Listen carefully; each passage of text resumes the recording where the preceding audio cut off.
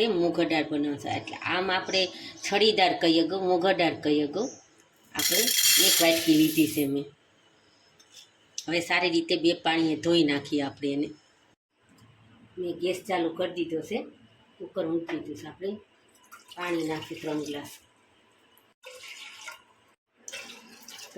પાણી નાખી દીધું હવે આપણે દાળ નાખશું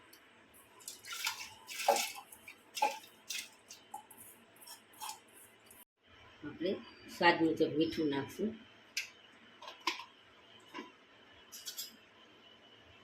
થોડી હળદર નાખશું ઉભરો ન આવે ને એટલે એના હિસાબે આપણે એક પાવડું તેલ નાખશું આપણે હવે આપણે કુકર બંધ કરી દઈએ આપણે 3 થી 4 સીટી થવા દઈશું હવે દાળ બફાઈ ગઈ છે હવે કુકર ખોલી સારી રીતે હલાવી નાખશું આપણે મિક્સ કરશું હરખી દાળને આપણે પાણી નાખશું સારી રીતે મિક્સ કરી નાખશું દાળને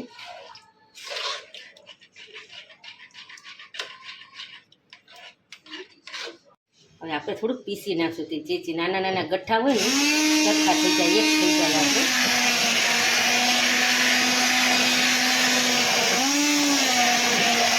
નાના નાના ગઠ્ઠા છે ને જો સરસ થઈ ગઈ હવે આપણે એનો વઘાર કરશું ગેસ ચાલુ કરી દીધો છે આપણે કઢાઈ મૂકી દીધી છે તપવા આપણે 1 પાવડું તેલ નાખશું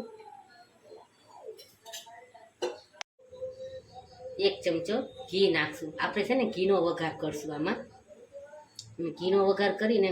સ્વાદ બહુ સરસ આવે છે આ દાળમાં આપણે 1 ચમચી જીરું નાખશું આપણે જીરોથી જ વઘાર કરશું આનો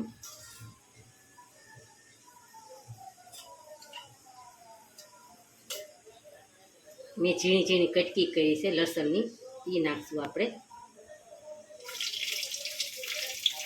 અને મરચાં નાખશું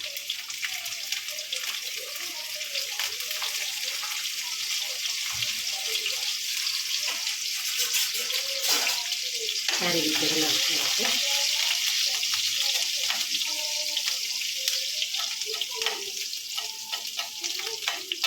આપણે ટમેટું સુધાર્યું તે નાખશું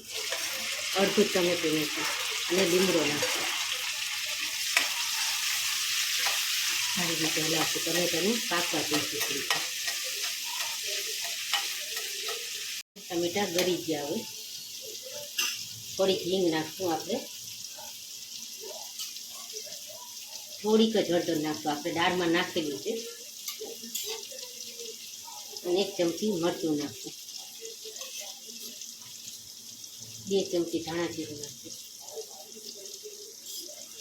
સારી રીતે હલાવી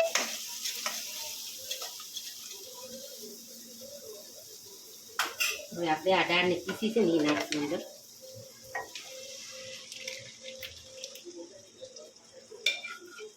સારી રીતે આપણે એને ઉકળવા દઈશું આપણે ધીમા ગેસે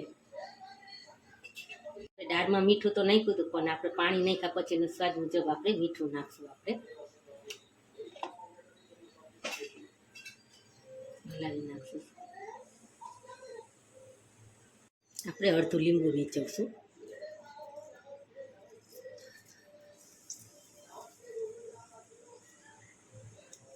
ના આ દાળ રહીને તમે ઘીમાં વઘારો ને બહુ મસ્ત લાગે દાળ ભાતની બહુ સરસ લાગે છે એકવાર જરૂર ટ્રાય કરજો તમે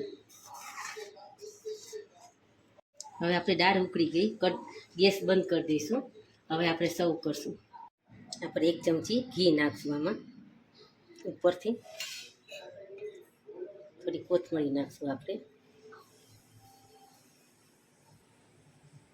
આપણી દાળ રેડી તમને મારો રેસીપી કેવી લાગી તો લાઈક કરજો શેર કરજો સબસ્ક્રાઈબ કરજો